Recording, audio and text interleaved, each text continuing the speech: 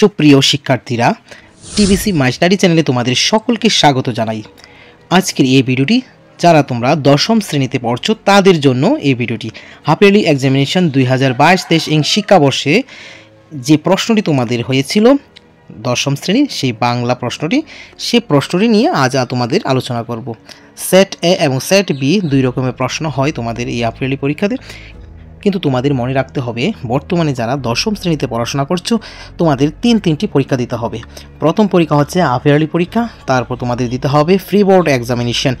এটা থেকে পাশ করলে তোমাদের দিতে হবে বোর্ড ফাইনাল এক্সামিনেশন, যেটাকে আমরা মাধ্যমিক এবং উচ্চ মাধ্যমিক পরীক্ষা বলে থাকি। তো তোমাদের সামনে হাফ ইয়ারলি পরীক্ষা, আগে হাফ ইয়ারলি পরীক্ষা কীভাবে দিতে হবে তার প্রস্তুতি তোমরা অবশ্যই নিচ্ছ। তার জন্য গত বছর 2022-23 শিক্ষাবর্ষে যে প্রশ্নটি এসেছিল সেই প্রশ্নটি নিয়ে আজকের আলোচ্য বিষয়। তো তোমরা দেখে নাও প্রশ্নগুলি কিভাবে হতে পারে তোমাদের এবার হাফ ইয়ারলি পরীক্ষা।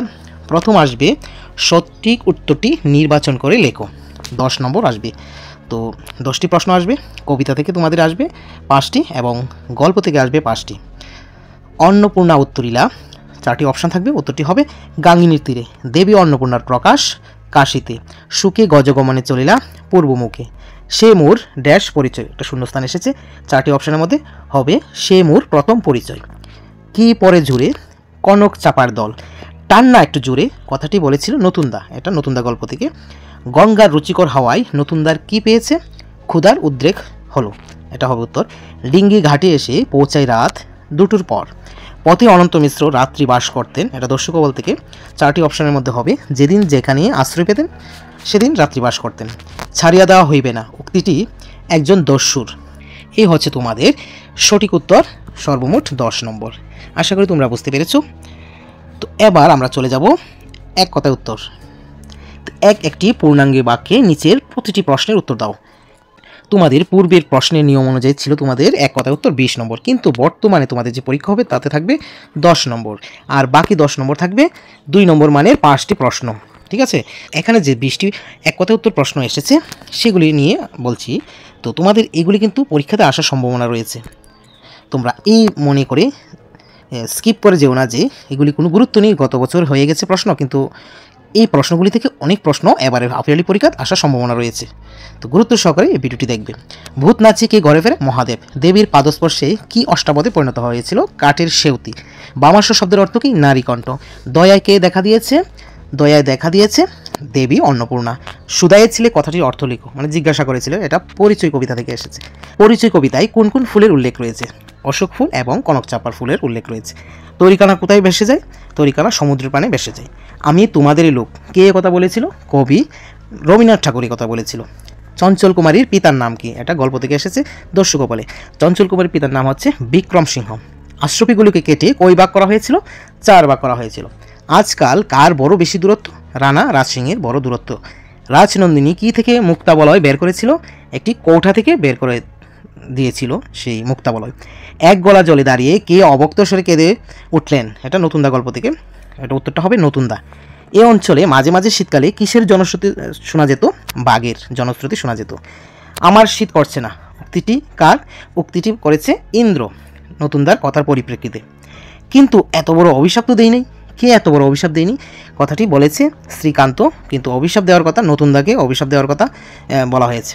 কখন জেলেরা খেতে যেত? এটা ছোট গল্প থেকে এসেছে। তোমাদের একটি ছোট গল্প রয়েছে, সেই ছোট গল্প থেকে তোমাদের প্রশ্ন এসেছে কখন জেলেরা খেতে যেত?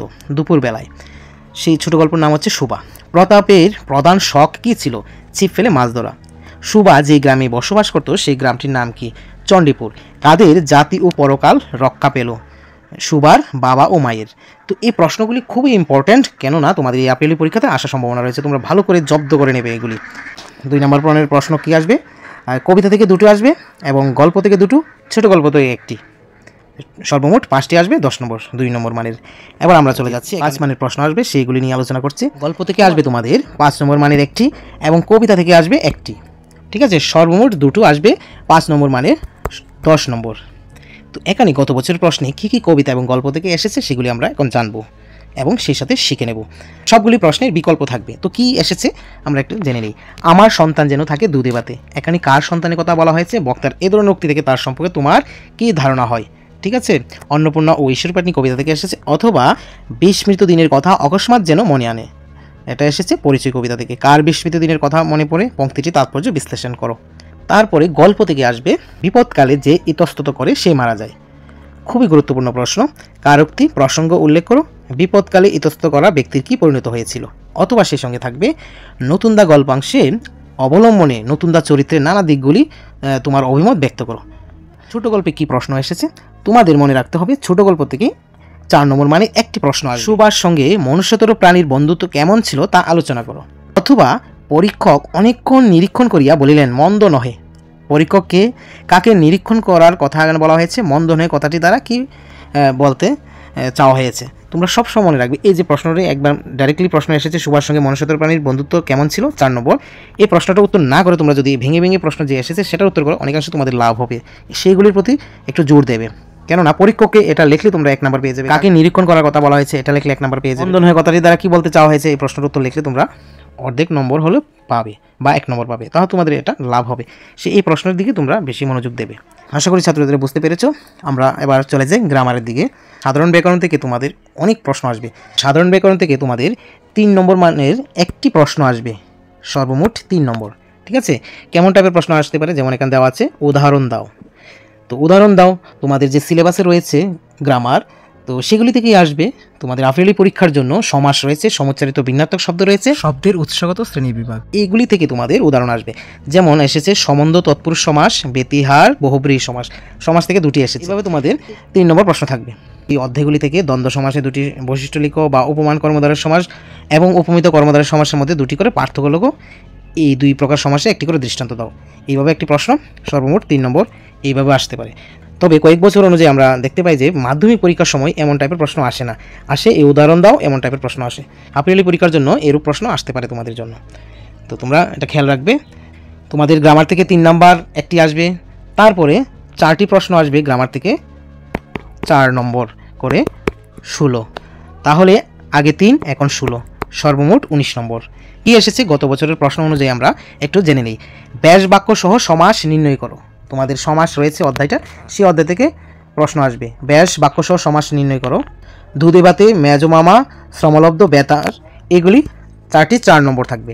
ঠিক আছে, তারপরে এখানে বলা হচ্ছে ব্যাস বাক্য সহ সমাস নির্ণয় করার জন্য, আর সঙ্গে সঙ্গে দেওয়া আছে সমাসবদ্ধ পদটি লিখো।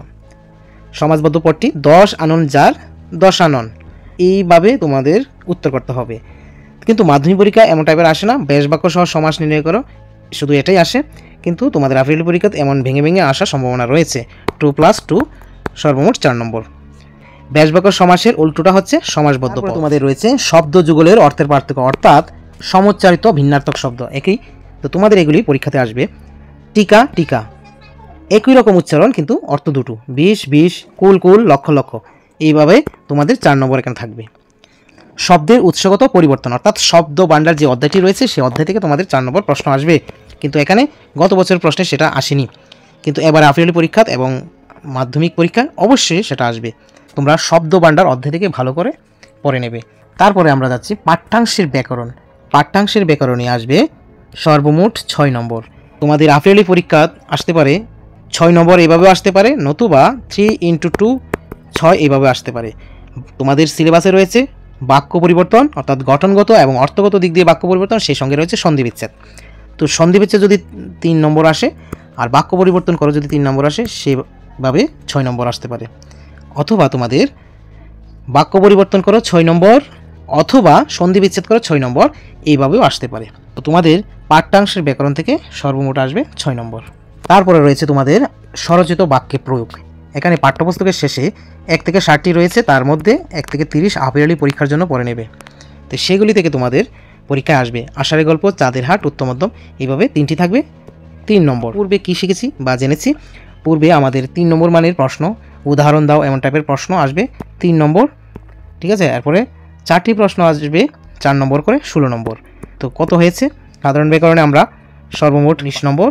তারপরে স্বরচিত বাক্য প্রয়োগ করো 3 নম্বর, 22 নম্বর, এবং আমরা পাই পাঠ্যাংশের ব্যাকরণের মধ্যে 6 নম্বর। তাহলে আমরা 28 নম্বর গ্রামার থেকে পাই। তাহলে দেখো বাংলার 80 নম্বরের যে পরীক্ষা হবে সেই পরীক্ষার মধ্যে 28 নম্বর হচ্ছে গ্রামার। তো তোমরা বুঝতে পারছো 80 নম্বর যদি তোমরা লেটার মার্ক পেতে চাও তাহলে গ্রামারের প্রতি জোর দিতে হবে। এবং এই 28 নম্বরের সঙ্গে আরেকটি গ্রামার রয়েছে, সেটা হচ্ছে পত্রলিখন এবং ভাব সম্প্রসারণ। দেখো বেশিরভাগ অংশটি গ্রামারের দিকে ঝুঁকেছে সেই বাংলা। তো তোমরা ভালো নাম্বার পাওয়ার জন্য এই গ্রামারের দিকে বেশি যুক্ত হবে। তোমাদের পত্রলিখনের বিষয়বস্তু হচ্ছে সংবাদপত্র সম্পাদকের নিকট পত্রলিখন। ইদানিং তোমার এলাকায় শব্দদূষণ মারাত্মক রূপ ধারণ করেছে, এই বিষয়ে তোমার উদ্বেগের কথা জানিয়ে দৈনিক সংবাদ পত্রিকা সম্পাদকের নিকট একটি চিঠি লেখো। এইরূপ টাইপের প্রশ্ন 100% পরীক্ষাতে আসবে। চেয়ারম্যানের কাছে লিখো বা প্রধানের কাছে লিখো বা ইলেকট্রিক ডিপার্টমেন্টের কাছে বা স্বাস্থ্য ডিপার্টমেন্টের কাছে জানিয়ে এমন পত্রিকার সম্পাদকের নিকট লিখো। এমন টাইপের প্রশ্ন তোমাদের আসবে, তোমাদের ফ্রি বোর্ডও আসবে, মাধ্যমিক পরীক্ষা আসবে। তো এটা ভালো করে তোমরা জেনে নেবে নিয়মগুলি। তারপরে শেষে আসবে কি ভাব সম্প্রসারণ, সেই সঙ্গে থাকবে অথবা সবার কার্যবিবরণী। কবিতার লাইন দেওয়া থাকবে, সেগুলির বর্ণনা করে লিখবে। আর সেই সঙ্গে সবার কার্যবিবরণী, অর্থাৎ কোনো একটা বিষয় নিয়ে আলোচনা হচ্ছে, সেটা কখন হয়েছে, কিভাবে হয়েছে, কী সিদ্ধান্ত নেওয়া হয়েছে, সেইগুলি নিয়ে হবে সবার কার্যবিবরণী। তো পত্রলিখনে থাকবে 4 নম্বর এবং ভাব সম্প্রসারণ বা সবার কার্যবিবরণী থাকবে 4 নম্বর। তাহলে এগুলি আমরা গ্রামারই বলতে পারি। পূর্বে আমরা জেনেছি 28 নম্বর গ্রামার থাকবে, এখন 8 নম্বর, তাহলে সর্বমোট 36 নম্বর থাকবে গ্রামারে। তো আশা করি ছাত্রছাত্রীরা বুঝতে পেরেছো যে তোমাদের বাংলা বিষয়ে গ্রামারই সম্পূর্ণ থাকবে 36 নম্বর। তোমাদের লেটার মার্ক পেতে গেলে তোমাদের সেই গ্রামারের প্রতি বেশি মনোযোগ দিতে হবে। তোমাদের হাফ ইয়ারলি পরীক্ষার জন্য এই ভিডিওটি তোমাদের বানিয়েছি। তোমাদের সামনেই হাফ ইয়ারলি পরীক্ষা, আশা করি এই সমস্ত প্রশ্নগুলি তোমরা তৈরি করে নেবে। এই হাফ ইয়ারলি পরীক্ষার পর তোমরা প্রি বোর্ড পরীক্ষায় বসবে, তারপর মাধ্যমিক পরীক্ষায় বসবে।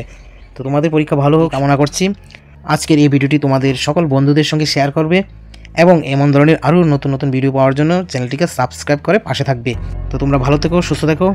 Always by the side of the students. Thank you.